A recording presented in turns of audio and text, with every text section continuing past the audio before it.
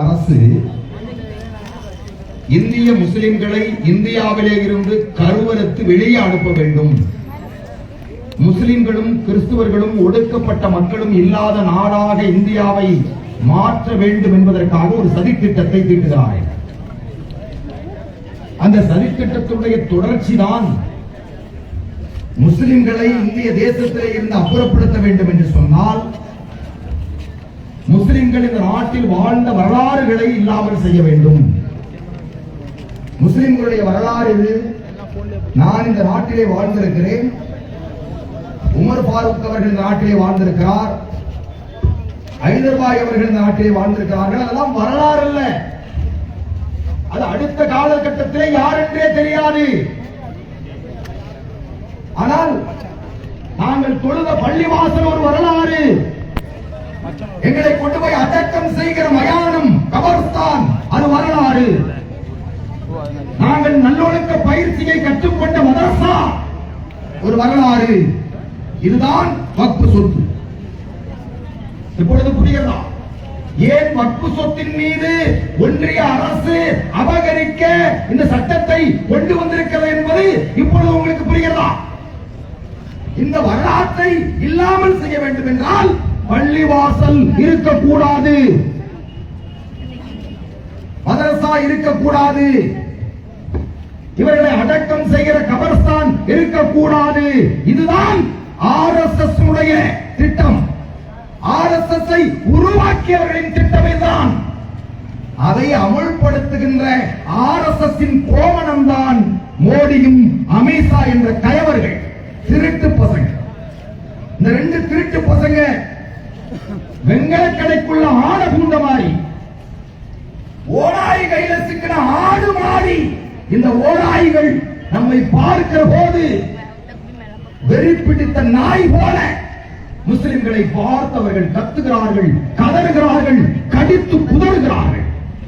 அவர்கள் கடித்து குதறினுடைய விளைவை குஜராத்திலே பார்த்தோம், மும்பையிலே பார்த்தோம், யூபியிலே பார்த்துக் கொண்டிருக்கிறோம், மத்திய பிரதேசத்திலே பார்த்தோம், ஜார்க்கண்டிலே பார்த்தோம், மிசோராமிலே பார்த்தோம், நாடு முழுக்க பார்த்துக் கொண்டிருக்கிறோம். உங்கள் பெண்கள் தொடர்ந்து கற்பழிக்கப்பட்டுக் கொண்டிருக்கிறார்கள். பாலியல் பலாத்காரத்திற்கு உங்கள் பெண்கள் ஆளாய்க் கொண்டே இருக்கிறார்கள். உங்கள் பள்ளிவாசல்கள் அகழ்வாய்வு என்ற பெயரில் அந்த பள்ளிவாசலுக்கு பூட்டு போடப்படுகிறது.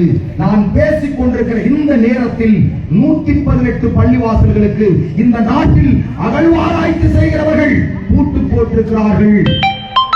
அந்த பள்ளிகளில் தொழுகை நடப்பதில்லை. 118 பள்ளிவாசல். நாமெல்லாம் உயிரோடு தான் இருக்கோம். முஸ்லிம்கள் 30 கோடி அப்படி இப்படின்னு சொல்லிக்கிட்டு தான் இருக்கோம். ஆனால் உங்க பள்ளிவாசல் யார் கையில இருக்கு? அகழ்வாய்வு செய்கிறவன் அந்த அதிகாரிகள் முழுவதும் ஆர்எஸ்எஸ் சார்ந்தவர். அவன் தான் பூட்டு போட்டிருக்கான். வேலூர்ல உள்ள ஜலகண்டேஸ்வரன் கோயிலுக்கு பூட்டு கிடையாது. அகழ்வாய்வு என்கிற பெயரில் பூட்டப்பட்டது. திறந்து விட்டு கும்பிடுகிறார்கள். ஆனால் அந்த வேலூர் கோட்டையிலே உள்ள முஸ்லிம்கள் தொழுகை நடத்தக்கூடிய அல்லாஹ் அக்பர் என்று பாங்கு சத்தம் கேட்கக்கூடிய பள்ளிவாசல் திறந்து விடப்பட்டதா? இல்லை. இப்பொழுது புரிகிறதா? ஜலகண்டேஸ்வரன் கோயிலுக்கு ஒரு நீதி, முஸ்லிம்கள் தொழுகை நடத்துகின்ற பள்ளிவாசலுக்கு ஒரு நீதி.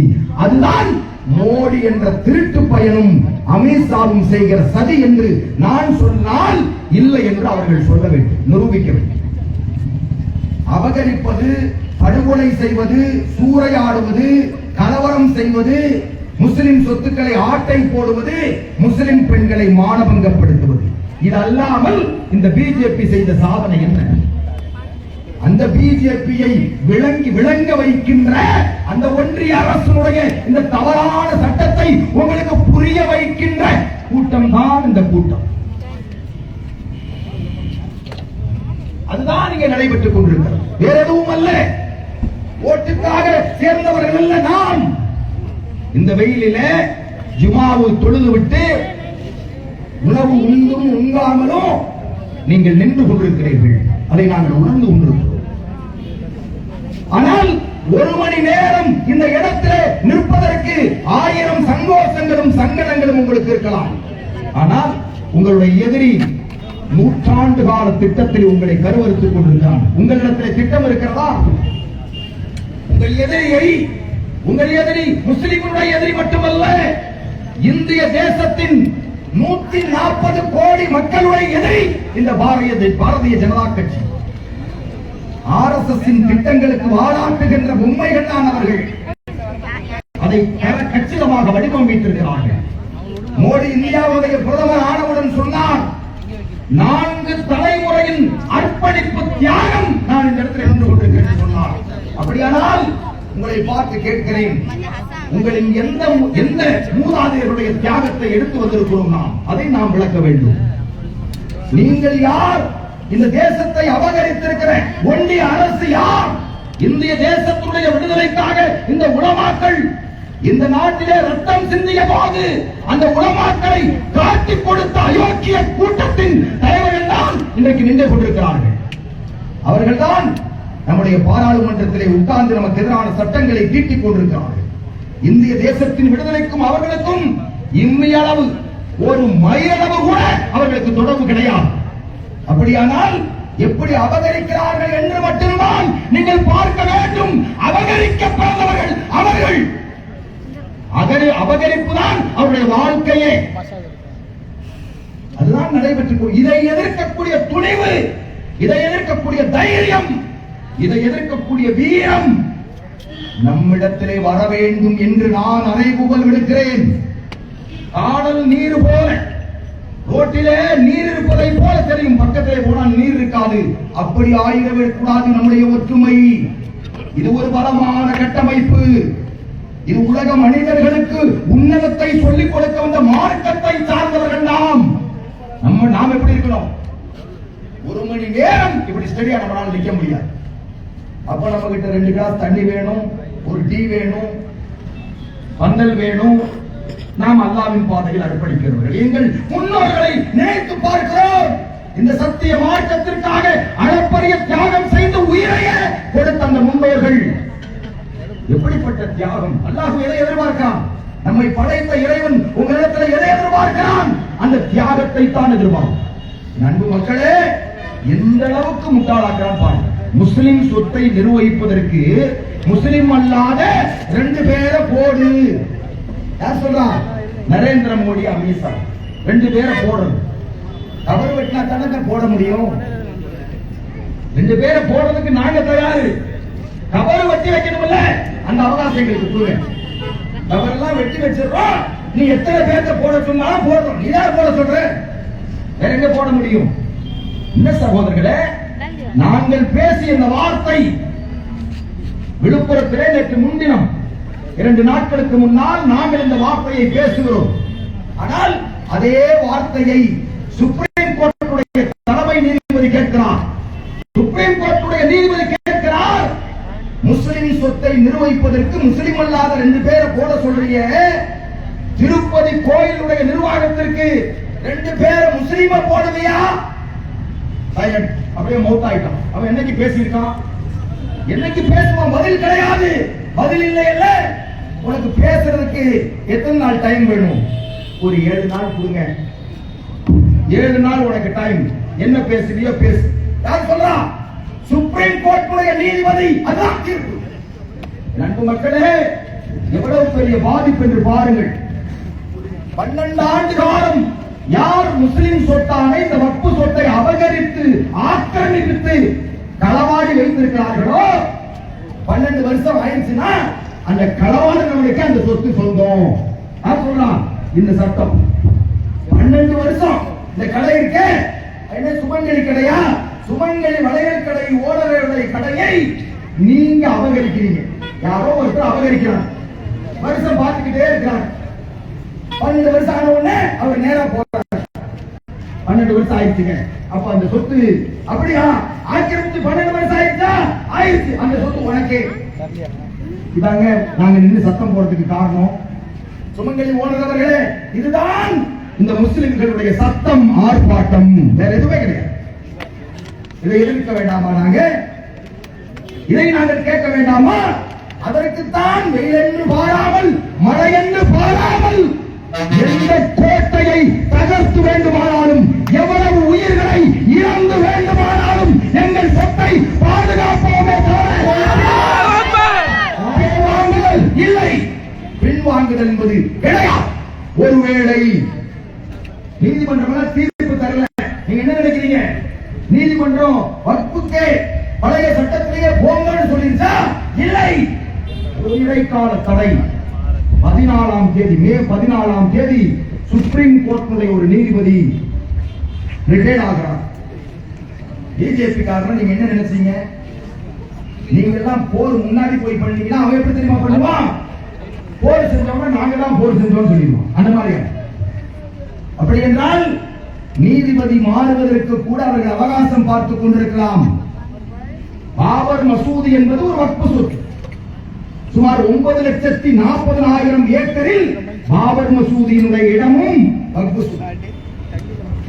8,72,000 ப்ராப்பர்ட்டி நமக்கு இருக்கு, சொத்து இருக்கு. அதுல ஒரு சொத்து தான் பாபர் மசூதி.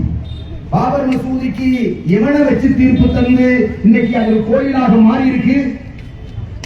ராமர் என்பவர் கதாநாயகன். ராமாயணத்தின்படி ராமன் கதாநாயகன். ஆனால் ராமனை வில்லனாக்கிறது யார் தெரியுமா? பிஜேபி காரன். ராமனையே வில்லனாக்கிறார். அதுதான் நடந்தது. பாபர் மசூதி இன்னைக்கு என்னவா இருக்கு? பாபர் மசூதி அல்லாஹ்வை வணங்கி கொண்டிருந்த பள்ளி வாசல்ல இன்னைக்கு யார் வணங்கப்படுறான்? இதுதான் முன்மாதிரி. விட்டானா அடுத்தது எங்க போறான்? உத்தரப்பிரதேச மாநிலம் சம்பல் மாவட்டத்தில் சாஹி பள்ளிவாசல் தோண்டணும். பள்ளிவாசல்ல ஏண்டா பள்ளிவாசல்ல தோன்ற, பக்கத்துல தோன்றா? பள்ளிவாசல்ல தான் தோண்டணும். என்னடா பள்ளிவாசல் இருக்கு? கோயில் இருந்ததா நாங்க சந்தேகிக்கிறோம். அப்ப தோண்டு. யார் போனோம்? அகழ்வாய்வு செய்யக்கூடியவர்கள், தொல்பொருள் ஆராய்ச்சியாளர்கள் போனோம். ஆனா யார் போறான்? சங்கி போறான். RSSக்கு பிறந்த பையன் போறான். போன உடனே நம்ம என்ன பண்றான்? இது அக்கிரமமா இருக்குன்னு சொல்லி அங்க முஸ்லிம்கள் ஒன்று சேர்கிறார்கள். 5 பேர் சுட்டுக் கொல்லப்பட்டிருக்கிறார்கள். சகோதரர்களை, இளைஞர்கள் 5 பேர் துப்பாக்கி சூட்டில் படுகொலை செய்யப்பட்டிருக்கிறார்கள். அப்ப முஸ்லிம் சொத்து பள்ளிவாசல் ஆக்கிரமிப்பு செய்ய நீங்க வருவீங்க, தடுத்தோம்னா சுட்டுக் கொள்வீங்கன்னா இது சட்டத்தின் ஆட்சி நடக்கக்கூடிய நாளா? சிந்தித்து பார்க்க கடமைப்பட்டிருக்கிறீர்கள் சகோதரர்களே. நீங்கள் சன்னம் சன்னமாக தயாரிக்கப்படுகிற நிலையிலே இருக்கிறீர்கள். பூஜ்ஜியத்திலிருந்து தொடங்குறோம் நாம. ஆனால் அல்லாஹ் நம்மோடு இருக்கிறார். பூஜ்ஜியத்தில் தான் தொடங்குறோம். அவன் 100 முடிச்சு 101 தாண்டி நிற்கிறான். பூஜ்ஜியத்தில் தொடங்குறோம். ஆனால் இந்த உலமாக்கள், இந்த அமர்ந்திருக்கிற உலமாக்களுடைய சத்தத்திற்கு இந்திய தேசத்தையே நாங்கள் அதிர்ச்சிக்குள்ளாக்குவோம் என்பது அவர்களுக்கு தெரியாது. வந்து நின்றுவோம். ஒரே ஒரு சத்தம் தான். ஒரு அமீரை நிர்ணயிக்கணும். இந்தியாவுக்கான ஒரு அமீரை நீங்கள் தேர்ந்தெடுக்க வேண்டும். அவர்தான் தலைவர்.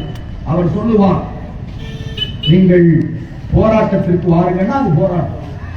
சஹீராக வாங்க, அல்லாஹ்வின் பாதையில் உயிரை கொடுப்பதற்கு வாங்கள் என்று சொன்னால் உயிரை கொடுக்க வந்துடும். வருவீங்களா இன்ஷாஅல்லாஹ்? வருவீங்களான்னு டெஸ்ட் பண்றதுக்கு தான் இந்த கூட்டம். ஏன் தெரியுமா? பசியோட நிக்கிறோம். அதுக்குத்தான் உங்களை தயாரிக்கிற கூட்டம் இது. என் வார்த்தையை உளவுத்துறை எழுதி கொண்டிருக்கிறார்கள். மாநில உளவுத்துறை, மத்திய ஐபி போன்ற உளவுத்துறைகள் தான் எழுதி கொண்டிருக்கிறார்கள். உளவுத்துறை அதிகாரி அவர்களே, நாங்கள் இழப்பதற்கு ஒன்றுமே இல்லை. அல்லாஹ்வுக்காக, அல்லாஹ்வுடைய சொத்தை பாதுகாக்க இது எங்களுடைய சொத்தல்ல. எங்களையும் உங்களையும் இந்த பிரபஞ்சத்தையும் படைத்த வல்ல இறைவன், ஓர் இறைவன். அந்த இறைவனுடைய சொத்து. அந்த சொத்தை பாதுகாக்க எங்களிடத்தில் எஞ்சி இருப்பது 30 கோடி உயிர்கள். எவ்வளவு வேணும் உனக்கு? நீதான் முடிவு பண்ணணும். உளவுத்துறை அதிகாரிகளே, 30 கோடி உயிர் வச்சிருக்கிறோம். ஆனா சும்மா போகாது. இந்த உயிர் சும்மா கொடுக்க முடியுமா? கடைசி வரை போராடுவோம். எந்த முறைகளில் நீங்கள் போராட்டத்தை திசை திருப்புகிறீர்களோ, நாங்கள் எப்படி போராட வேண்டும் என்று தீர்மானிப்பது நாங்கள் அல்ல, எங்களுடைய எதிரிகள். நீங்கள் எங்களிடத்தில் இருந்த